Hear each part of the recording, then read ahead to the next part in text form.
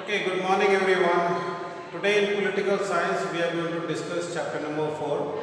This is called alternative center of power. We have already discussed the first part जिसमें हम European countries के बारे में पढ़ चुके हैं, यूरोपियन यूनियन के बारे में पढ़ चुके हैं कि how European Union has emerged as an alternative centre of power. But हमें समझना है कि वो ऑल्टरनेटिव किसकी बात हो रही है, किसका ऑल्टरनेटिव. तो यहाँ पे ऑल्टरनेटिव अमेरिका का ऑल्टरनेटिव हम बोल रहे हैं कि क्या वर्ल्ड में कोई ऐसी कंट्री या कोई ऐसा ग्रुप है which can emerge as an alternative centre of power to the US. European Union हमने डिस्कस किया, but one thing we should always keep in mind that European Union का जो सक्सेस है वो अमेरिका की वजह से ही है. Okay, if they separate themselves from America, वो NATO is a combined force of America and Europe. वो ज़रूर एक मिलिट्री फोर्स है, बट इकोनॉमिकली भी हम देखें तो उनके कोऑपरेशन की वजह से ही दोनों इकोनॉमीज़ पे काफ़ी पॉजिटिव असर पड़ता है. तो I don't know, it can be A centre of power, it can be considered a centre of power, but वो ऑल्टरनेटिव अमेरिका का कभी नहीं हो सकता. अगर ऑल्टरनेटिव सेंटर ऑफ पावर कोई रियल सेंस में है आज के डेट में तो वो चाइना है. चाइना का हम इसमें पढ़ेंगे, वो third alternative centre of power में दिया है. बट वो यहाँ पर हम चाइना की इकोनॉमी को ज़्यादा डिस्कस करेंगे, how it became an economic power. Present जो अभी सिनेरियो है चाइना का, that has not been dead in your book of course.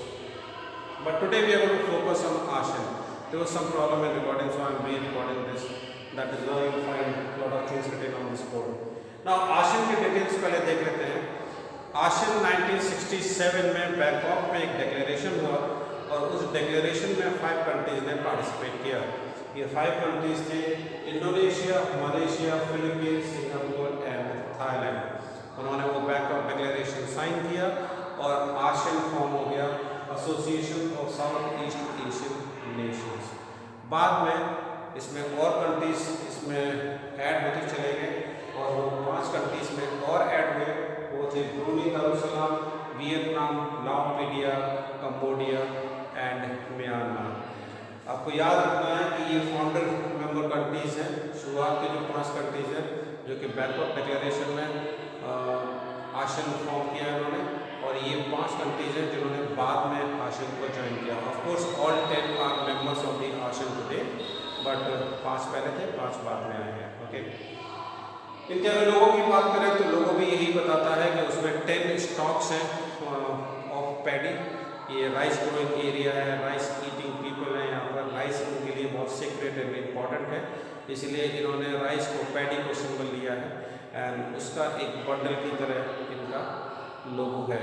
It talks about the unity of this 10 countries. वो भी 10 हैं and those 10 stocks of paddy represents these 10 countries. Okay, but ASEAN form करने की ज़रूरत क्या थी? ASEAN से पहले कुछ अटेम्प्ट्स हो चुके थे और हमने देखा था एक बांडुंग कॉन्फ्रेंस हुई थी. बांडुंग कॉन्फ्रेंस में there was a talk about African and Asian unity. लेकिन ASEAN कंट्रीज थोड़ा इनफॉर्मल एक फोरम चाह रहे थे जहाँ पर वो इनफॉर्मली एक दूसरे से इंटरेक्ट करें एंड वो एक इकोनॉमिक फोरम हो और इकोनॉमी को ग्रो करना उनका मेन फोकस था. बिकॉज दिस रीजन, ये सभी कंट्रीज़ में प्रॉब्लम था. ये भी कॉलोनियल पावर के अंडर में थे. They were ruled by the obviously European countries and Japan and they had become independent. And इनके यहाँ भी जो प्रॉब्लम्स हुए थे जो कि इंडिया या बाकी कॉलोनियल कंट्रीज के साथ थे, that they had lot of poverty, the economy was backward and they wanted to improve that. उनका मेन फोकस वो था. They didn't want to have a say in the international affairs. वो किसी international उसमें उनका पर्पस नहीं था. वो अपनी इकोनॉमी को डेवलप करना चाहते थे और उसके लिए वो एक इनफॉर्मल एक फोरम बनाना चाहते थे जो उन्होंने 1967 में अपना बना दिया. इनके लिए वो बांडुंग कॉन्फ्रेंस वगैरह मीनिंगलेस तो नहीं, लेकिन उसमें उनको बहुत ज़्यादा फ़ायदा नहीं दिख रहा था. दूसरा एक और एसोसिएशन था NAM. NAM भी इनके लिए बहुत बेनिफिशियल नहीं था क्योंकि NAM एक प्रॉपर इकोनॉमिक फोरम नहीं था. There were lot of countries in NAM and शायद ये सारी कंट्रीज़ के साथ उस समय इन्वॉल्व नहीं होना चाहते थे. They wanted their own forum, इसलिए इन्होंने अपना ASEAN 1967 में बना लिया. ओके, नाउ ASEAN मैंने बताया कि इनका जो एक तरीका है जिसे हम इनफॉर्मल वे कहते हैं, उसे ASEAN वे भी कहते हैं. ये टोटली अपोजिट तरीके से काम करते हैं यूरोपियन यूनियन के। यूरोपियन यूनियन जैसे यूरोपियन लोग हैं, they want everything formally written down, rules and regulations. उनका अपना फ्लैग होना चाहिए, अपना ऑफिस होना चाहिए, headquarters and anthem and things like those. But यहाँ पर ये इतना ज़्यादा डिटेल्स में इंटरेस्टेड नहीं थे। And their way of working is called an ASEAN way, जो कि एक इनफॉर्मल तरीका है। बहुत ज़्यादा रूल्स एंड रेगुलेशंस नहीं है आशियन कंट्रीज़ के बीच में। ओके, लेकिन 2003 में कुछ हद तक ये यूरोपियन यूनियन से इंस्पायर्ड होकर इन्होंने अपना को थोड़ा एक्सपेंड करने की कोशिश की, कुछ नई चीज़ें जोड़ने की कोशिश की, और इकोनॉमी के अलावा इन्होंने अपने सिक्योरिटी इश्यूज़ के लिए भी एक कम्युनिटी बनाई, which is called the Asian security community. Plus they also wanted to preserve and promote their cultures, इसीलिए एक आशियन सोशियो कल्चरल कम्युनिटी भी बनी, एंड आशियन इकोनॉमिक कम्युनिटी जो कि हमेशा से थी। तो ये 3 पिलर्स हैं इनके।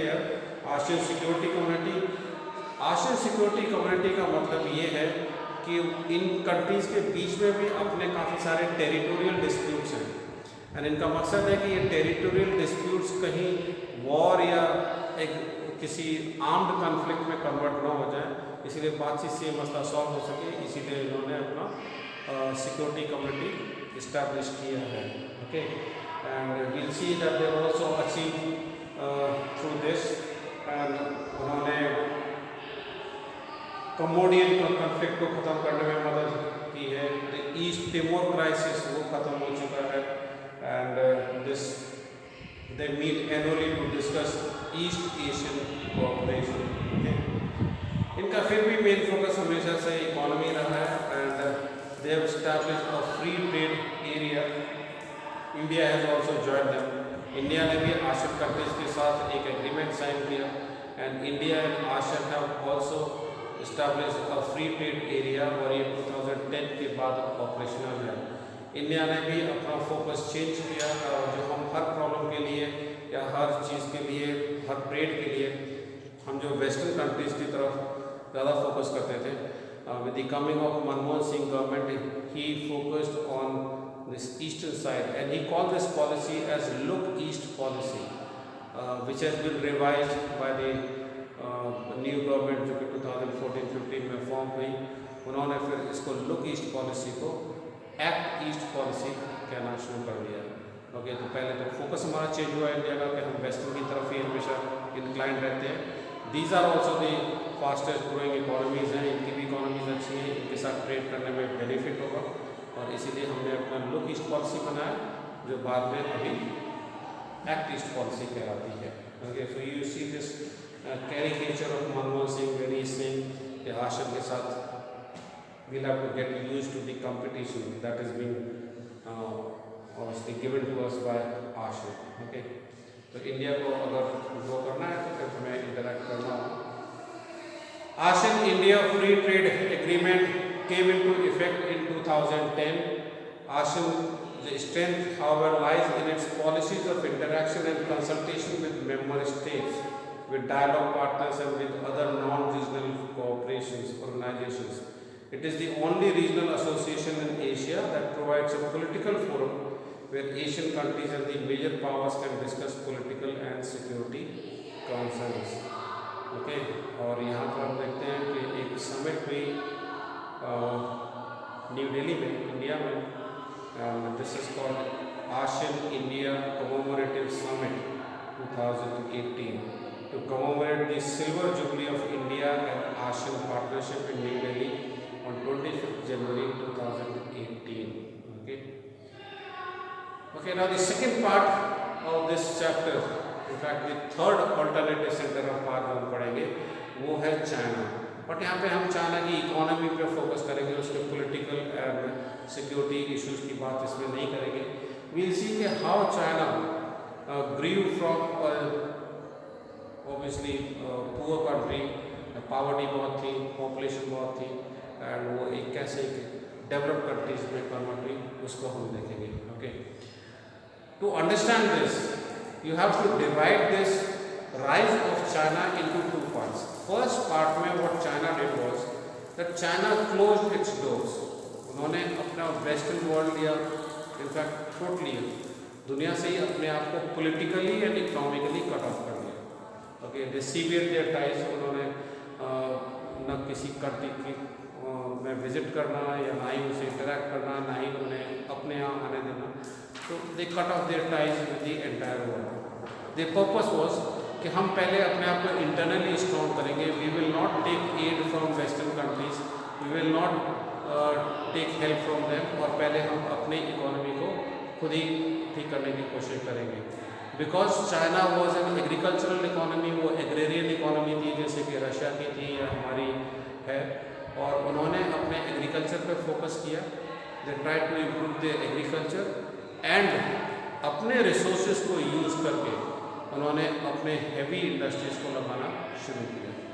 उनका मकसद था कि हम अपने एग्रीकल्चर को इम्प्रूव करेंगे, एग्रीकल्चर से जो पैसा कमाएंगे, जो सरप्लस कमाएंगे, उससे हम अपने इंडस्ट्रीज़ को सेटअप करेंगे।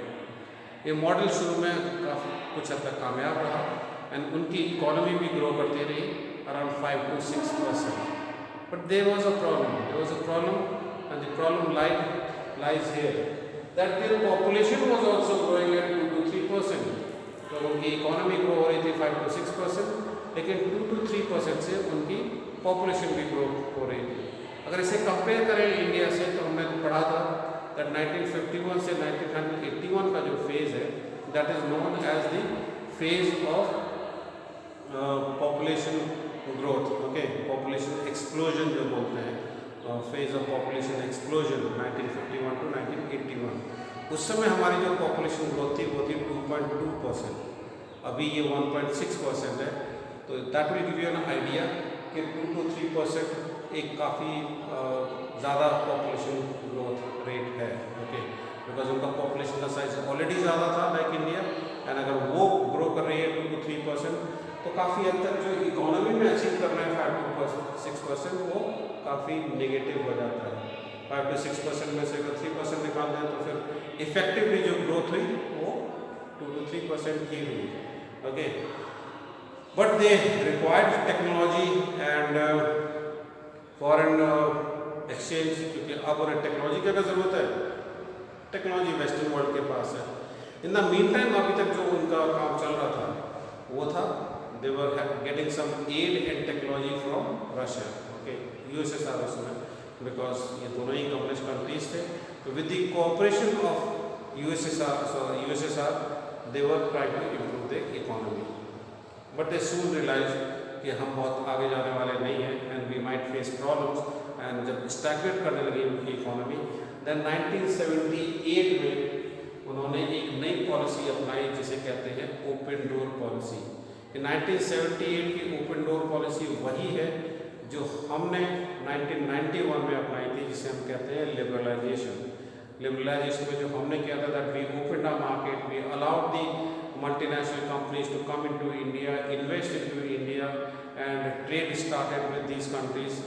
ऐसा ही चाइना ने भी किया, and China open its economy. तो जो पॉलिटिकली एंड इकोनॉमिक जो उनका आइसोलेशन था 1949 से, माओ के रिवोल्यूशन के समय से, उसको उन्होंने ख़त्म किया 1978 में, and this policy is called 1978। इसे स्टार्ट किया था डेंग जियाओपिंग ने, and this policy is called open door policy. In this open door policy, China invited these foreign companies to invest into China, and a lot of companies they shifted their production house from America to China. Okay, China started getting a lot of FDI or in foreign direct investment आने लगा। foreign direct investment को attract करने के लिए, because China में not everyone was interested in investing, वहाँ पर उनके taxation policy and the infrastructure problem was always there. So they established SEZs, special economic zones उन्होंने establish किए, and इस special economic zones में FDIs को foreign direct investment को लाया गया, and foreign companies they came into China. Now China started getting those two things जो होने चाहिए थे. They started getting foreign exchange and they started getting technology. Okay. तो डेंग जियाओपिंग की ओपन डोर पॉलिसी ये आपको याद रखनी है, 1978 में ये आई थी policy was to generate higher productivity by investments of capital and technology from abroad.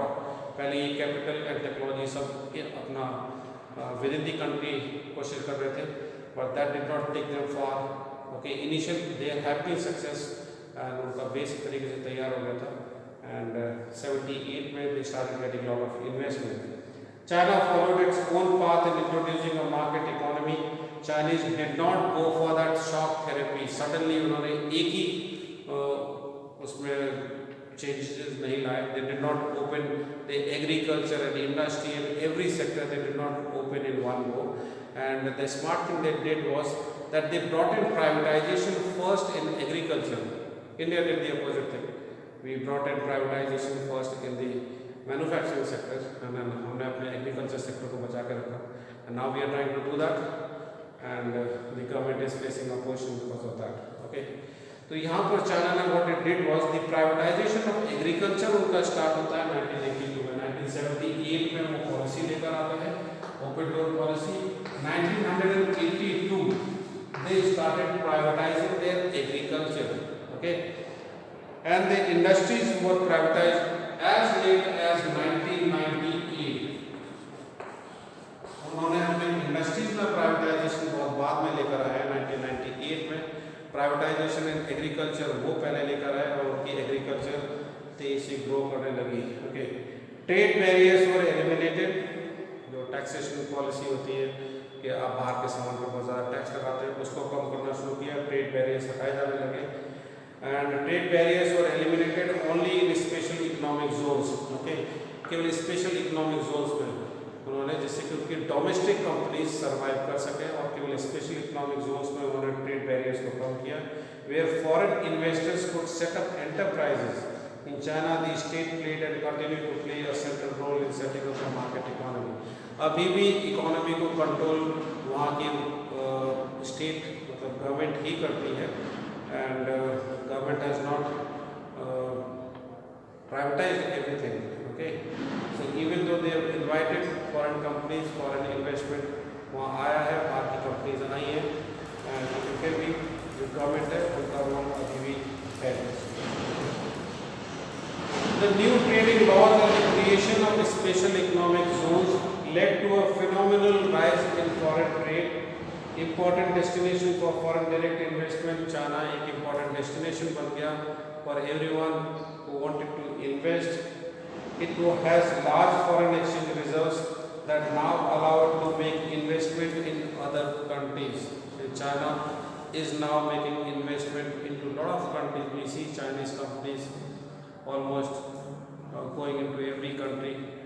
Their products are selling in almost every country. तो उनकी इकोनॉमी अब बहुत राइज कर चुकी है. उनके जो प्रेजेंट इश्यूज हैं, those have not been discussed. There are issues with lot of countries, political issues हैं, उनके border issues हैं with India and other countries. They have problems with Tibet and Hong Kong and Taiwan. They have also issues with Japan and Australia and America. Those are secondary issues. हम यहाँ पर जो बात कर रहे हैं वो चाइनीज इकोनॉमी के राइज की बात कर रहे हैं.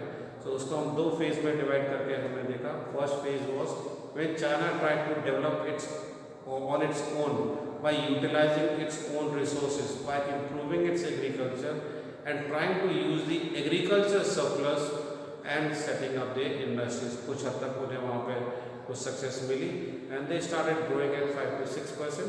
But वहाँ पे जो प्रॉब्लम आया वो था that their population was also increasing by 2 to 3%, and that is why, as you know, they brought in one child policy. Okay, 1978 they realized that it was time to open up their market. लेकिन वो shock therapy की तरह नहीं, अचानक उन्होंने एक साथ सब कुछ नहीं खोला. 1978 में they opened their economy and they allowed foreign direct investment and they reduced their trade barriers, especially in special economic zones, and their economy 5 to 6% है. China went to 8, 9, 10, in fact 11, 12% तक उनकी ग्रोथ होने लगी. Okay, so that was because of this open door policy. Okay, so we see how a poor country like China, okay, they improved the economy. Okay, so that's about the rise of China. we'll discuss one more thing, that is one more topic, that is India China relations, Japan and Korea. तो एक थोड़ा सा section बचता है वो next class में discuss करेंगे. So that's all in this class. Thank you.